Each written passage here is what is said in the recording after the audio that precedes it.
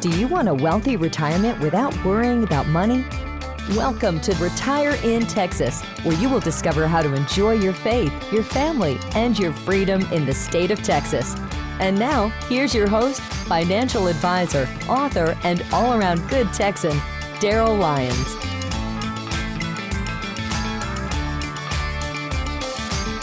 Hey, this is Daryl Lyons, and you're listening to Retire in Texas. I appreciate you coming today.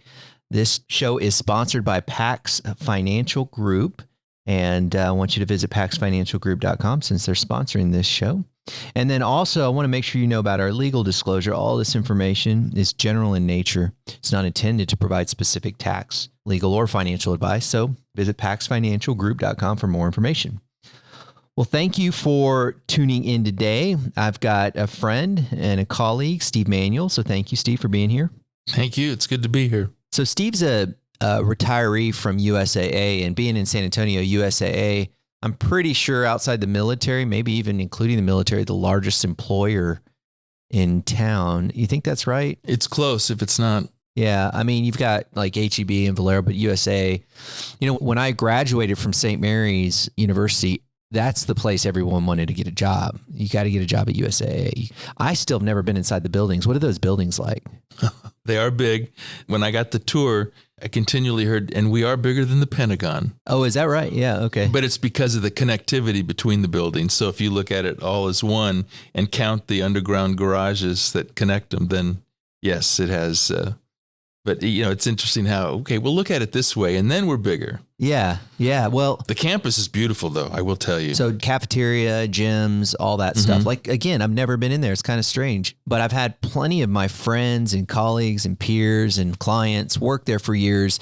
And frankly, I know that leadership changes and that's how life works. But generally speaking, they've treated people well. And they've created a good work-life balance. They've provided resources, great benefits. They've done well for people in the community over the years. So how long were you at USA? A little over 15 years. 15 years, And okay. I would completely agree with what you've said. Yeah. And again, there's always murmurs. Well, it wasn't the same as, General so-and-so when he was running it. I get that, but that's just life. But generally speaking, they still... And even their policyholders, if you're a policyholder of USA, getting your dividend check each year is gold. And so they've treated people well. So being there 15 years, now we're going to get into that just a little bit. But before we get into that, let's rewind the tape. Right. Where are you from originally? I am from California. Please don't hold that against me. Okay. But I loved growing up there as a child. Whereabouts in California? Just, right in the San Francisco Bay Area. Okay. We were over in the suburbs. Okay. I'm trying to think what's across, there's a lovely little town right across the bridge. Sausalito across the Golden Gate. Yes. Yeah, but you weren't over there in Sausalito. No, that's going north. Okay. You'd have to go east from San Francisco across the bay, which would be the Oakland-San Francisco Bay Bridge. Okay, gotcha. And then over the hills. The bay is set in a circle of hills, and then just on the other side of those hills, which is only 15 miles, maybe the way the crow flies. Yeah. But I had 15 years on a little ranch, about 30 acres. That close to the city. But we had some cattle and some chickens, and so it was very different. The house was built in 1840s. It was an adobe house. Huh. It's a historical landmark now for California. Huh. Oh my gosh. Okay. So I want to go there, but I need to know a little bit. Mom and Dad worked? Dad did. Dad did. I didn't know what he did growing up. He was a CFA, and he got his designation in the early 60s. He was number 626. I have that on his certificate at home in my den. So for those that don't know what a CFA is, which many people don't, it's correct. A chartered financial analyst. And now I'm thinking, is it certified financial? No, it's chartered financial. It's chartered. I was questioning myself. Chartered financial analyst, one of the most rigorous examinations in the whole money business. Still is. Yes. Still is. Yeah. And your responsibility is to do one of three things, and that's either look at the fundamentals of a company to determine if, cash flow statements, right? And then the other is to determine the valuation. That's the second thing you could do. Is it value, right? And the third thing is to look at trends. So those are typically the three elements of an analyst, and then they find niches in all of those, and then they go even deeper, and you can do small cap or you can do industries. So I say all that because I'm endeared to that space. I think if you say you're CFA, I know what you've had to do to get there. I also know that you can make some good money. So did you grow up with, reasonable income? Yes. Yeah.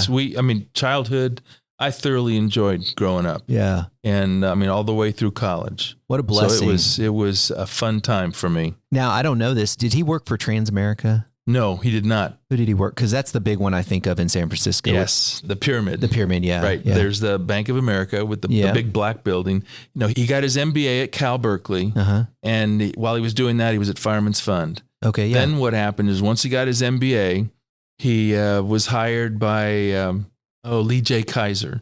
And they started ISI, Insurance Securities Incorporated. Okay, yeah. They invested exclusively in insurance companies. It was a mutual fund of insurance companies, all kinds, all around the world. Great cash flow. So it was, yes. And I did not know any of this at the time. We ended up working in the brokerage business together for a while. And that's when I learned all about that's what Warren Buffett did about that time. Yeah. Geico. They owned Geico. Yeah. Yes. So growing up with, I'm assuming, above average income household, but your dad's in the money business. I know he's busy because the CFA and that, they didn't have computers at that time. They did stuff totally different. But did he ever sit down and talk to you about money? Like, okay, here's how money works? Well, he was also a bishop in the church, and so I learned stewardship. Did you? From Dad. We filed our tithing statements annually, and so I would get down to where I would record to the penny things that I would spend that during the day, and Is so that was right? So it's kind of ingrained in me. So how old was that when you were doing that? I think I had my first tithing statement 7 or 8 years old, 9 years old. Yeah. So I'm just very pleased to know that there are Christians in San Francisco.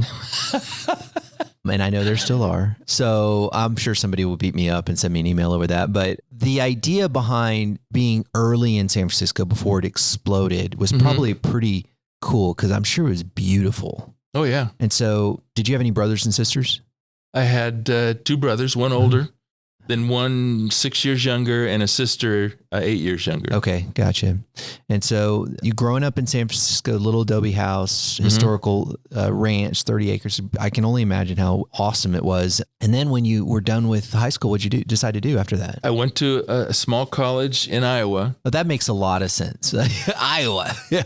You're in beautiful San Francisco and you're going to go to, again, Iowa. I like Iowa, but so tell me why Iowa? Well, it was actually the church that I grew up in. The Graceland College was the college that they sponsored. Okay. And Dad was on the board that college. Yeah. I wrestled, my brothers, we wrestled all through high school. We had partial scholarships to the college, and it was just something that we kind of grew up with the Graceland College bibs and the I'm a Graceland College yellow jacket. And so I that like was Aggies, yeah, there you go. See, so hey, Texas cannot expunge themselves from this conversation because they do the same thing. We're people, yeah. It was just a small college. I loved it. Yeah. And friends to this day. I mean, many of them. You wrestled. I did. Yeah, very cool. So then you're in college and you've obviously seen your dad have some success. Is that why you went into the financial business? No, I grew up, I did not know what I wanted to do.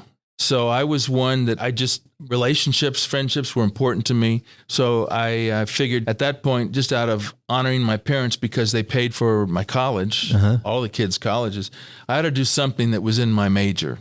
And so my major, I got a double major in business administration and economics. Okay. And I started with a brokerage firm out in San Francisco. Which brokerage firm was that? Well, it's still there today. Pfluger and Bearwald. They started. Really? They're a boutique firm. They've never done any advertising.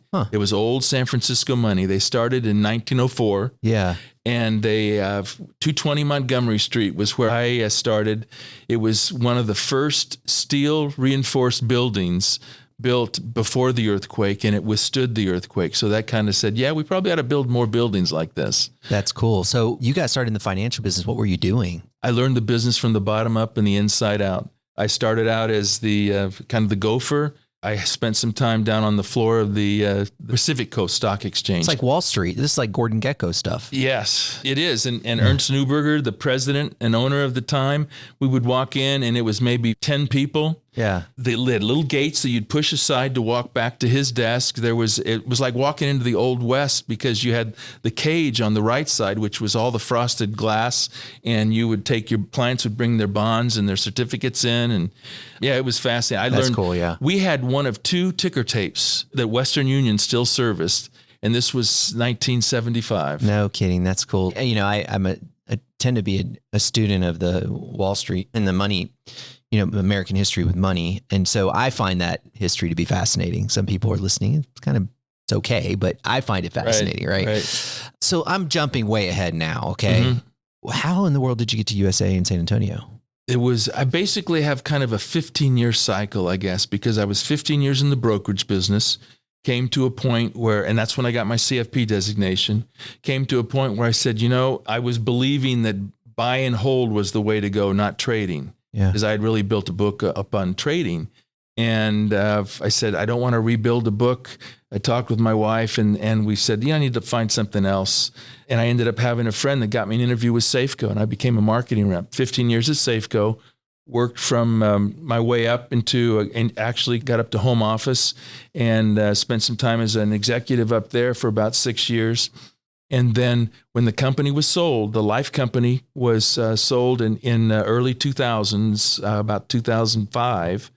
I ended up needing to look because they cut our division. Okay. And that's when I ended up saying, okay, are we going to go where the jobs are or go where family is? And we had some family down here. So we prayed about it, came down here, and ended up getting the job with USAA in their financial advice center, and then moved over to financial planning. And at the time, they were really doing, I thought, the way financial planning should be done. They were offering fee-only plans. Yeah, I'm going to talk a little bit about that. For those that have just tuned in, you're getting a special treat with Steve Manuel, and he's a veteran in the business, and he retired from USAA. You're listening to Retire in Texas, and if you need to speak to a financial advisor, it doesn't cost anything. It's a complimentary service that we offer. It's 15 minutes. You just have to text Texas to the number 74868. That's Texas to 74868. So what year was that, more or less, when you went to USAA? I started October 2005. Okay, 2005. So yeah, the financial planning industry was really starting to get some footing about that time. And I do know that USAA was a leader in that space, namely because I think they hadn't had a lot of legacy systems processes in the planning space, so they could kind of say where things going, and they were able to create it. And I really admire them because what they did was they focused on the consumer and then hired people who cared versus kind of the traditional Wall Street salespeople. Right. And so they had this whole fleet of people who cared about financial planning. They paid them a salary with some incentives. Right. And it just created a very healthy culture. There wasn't this big, huge conflicts of interest. In USA, a lot of people don't know. I mean, they really set the standard for advice. From my perspective, I thought they were doing it beautifully. And so what were you doing over at USA? With the Financial Advice Center, that was kind of the ground level for members. We didn't call them clients, we called them members. Yeah. And they would call in and they might have a financial question, which then they would get directly routed to the FAC. Or they would call in to talk about life insurance or property casualty insurance. And then they would say, have you done a financial plan yet? And so then they would, if they acted interested or they didn't know anything about it, they wanted to learn more, they'd get transferred over to the FAC. And then we talk to them about a plan or answer whatever questions they had and sign them up. And then the plans would go over and be done by a financial planner in financial planning. That makes sense. And so after about 2 years in the FAC, my passion was and has always been financial planning. So I moved over on the financial planning side in a leadership position, and I thoroughly enjoyed that. And so you were reviewing financial plans? Is that what you were doing? Yes, I led a team of planners and would coach and mentor them. Yeah, and they would work with the members, and it was just, that was really a place because USAA was they had a niche in the military. And the core values of the military, the core values of USAA, they matched. That's right. And what was most valuable, I thought, and it's similar here at PAX, the trust that the clients have at PAX, the trust that the members had in USAA. Just tell me what to do. Yeah, yeah. And that is so powerful. Yeah, that's a good point because you would think that everyone there was active military, but there was a large group of people that just shared the same values, which is a love for our country and respect for mankind in a lot of ways. And the patriotism, I think it was an important element of USAA. They supported a lot of Wounded Warrior projects and everything else. But do you still keep in touch with some of the people that you've had relationships with? I do. That was the most valuable experience at USAA, the people. Yeah, I bet. The people. And those that, were on my team, those that colleagues, that was, and to this day, yes, definitely keep in touch with them. And many of them worked with the local Financial Planning Association chapter. Okay. So we got in leadership within the industry as well and wanting to pay it forward. Right. Makes sense. So when did you leave USAA? How long ago? That what was year? June of 2020. How'd you know you were ready? It was time. Well, sometimes you're ready. Sometimes you're told to leave. Yeah. When the company's sold and USAA is keeping some are going to Schwab, and then some are released to their destiny. And so I was in that bucket. Yeah. So basically, you didn't carry clients. No. So that was for those that stuck. Most of them had client relationships. I mean, many of them did. Many of them did. There was certainly in the management level that went as well. So yes, it was. That's a key element for retention, right? Like, okay, Steve, you don't have any clients? Okay, Steve goes in this list, the ones that have clients. But for those that don't know, USAA, which had a very attractive, respected financial planning division, one in which PAX has modeled much of USAA. What I've been watching them from afar forever. Mm-hmm. And, that's why it feels the same, because I've been watching them. But they decided that that's not the business that they're going to stay in. And so they wanted to be in the auto and P&C business. That's their core competency. Mm-hmm. So they sold two portions of their business, the asset management to Victory Capital, which has a location in San Antonio. And then the financial planning division, they sold to Charles Schwab, which has a big regional office in Dallas. And then many people, like to your point, it was time. They basically had too many people. But you didn't jump into the employment circle right away. You kind of took your time looking for the right fit, right? Yes. Yeah. And so what were you looking for? Well, after kind of exhaling, it was, what do I want to do? And there was being a man of faith, and my wife is equally passionate about her relationship with Christ, that, prayer was a part of it. And we prayed and we looked. And I actually, my first pass took about 9 months, but I was pursuing something that I never even dreamed of. And that was, that took up 9 months. And in the end, I was told, and I don't know, how well I did, but I was told I was one of the final three, and I just didn't cross the finish line first. So then that was, from there, it was, okay, let's start looking then within the business. But at my age, I'll just say this, I'm over 65. Okay. I was definitely one of the oldest. And it's when I last looked for work 15 years earlier, I was, in my early 50s. Well, that's considered, hey, you're still pretty desirable. Sure. You've got a good length of runway still ahead of you. And I think we hear people say, yes, we value wisdom, we value experience. Well, wisdom comes from experience and knowledge, and experience comes from good decisions and a lot of bad decisions, failures. And I felt like I had a lot to give, but it was just finding the right fit. And that was the hardest part. Looking at over 65 is a whole lot different than looking at in your early 50s. That's a great point. And so you had support from your spouse. Mm-hmm. Okay. And so where'd you end up? Well, I ended up, you didn't give me any clue you were going to ask that. I ended up right here. I choose to believe it was a God thing because of the culture of PAX, the people. It just feels like home. And that's where I think we're back to where it was when I joined USAA. And it's kind of back to the future, because I felt at the time USAA was way ahead. And then they made the choice to go more, which is where they ended up at Schwab, which is more the broker-dealer version of financial planning. Well, PAX, we're doing advice and planning, and we ride the whole length of time from when you start to when you finish. Mm-hmm. And we do it I've never seen an employee handbook that had Christ-centered culture in it. Yeah. And I think that is so powerful for me. That spoke volumes. Yeah. So to be clear to everyone, Steve Manuel works now at PAX. We were able to bring him over and bring his talent and his experience and his wisdom to help provide insight into, not only the direction we're going, but some of the technical stuff. So his role is to walk alongside our financial advisors and it's not a big brother role at all. It's a mentoring role. So, hey, can I help look at a plan? Can we talk about this client? Maybe I can ask you questions. And so what he does is he walks alongside the advisors and just making sure that they have everything they need to really help clients. And so it's a super exciting role, and we're honored to have you here at PAX. Well, thank you. I feel like now that I'm just coming up to the 90-day where I can actually say, okay, now I'm on the team. Now I can really start to kind of spread my wings and do more of that. But that's, the 90 days, it's like the gestation period. I'm almost official, just another week. One more week. Well, this podcast will be aired and then you'll be official. So last and most important question, got to ask, what's your favorite salsa? Oh, okay. The salsa, the grilled, any salsa that's got the grilled peppers, tomatoes, that taste.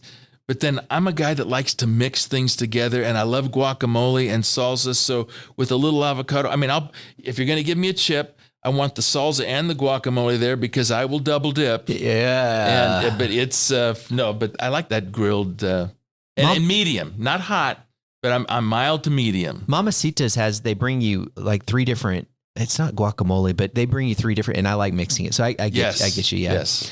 Well, cool. Well, thank you again for being here. This has been a pleasure, a joy, and it's the first time we've ever had, I guess maybe second time we've had somebody. We had Justin talk about Medicare. So if anybody's listening, they want to hear about Medicare, we've got current employee and partner. Now we've got you, so you're our second. So thank you for being here. Hey, thanks for tuning in to Retire in Texas. Hope you enjoyed this time together. Be sure to visit paxfinancialgroup.com. And then if you want to speak to an advisor, just text the word Texas to the number 74868. And remember that you think different when you think long-term. Have a great day. This is the podcastfactory.com.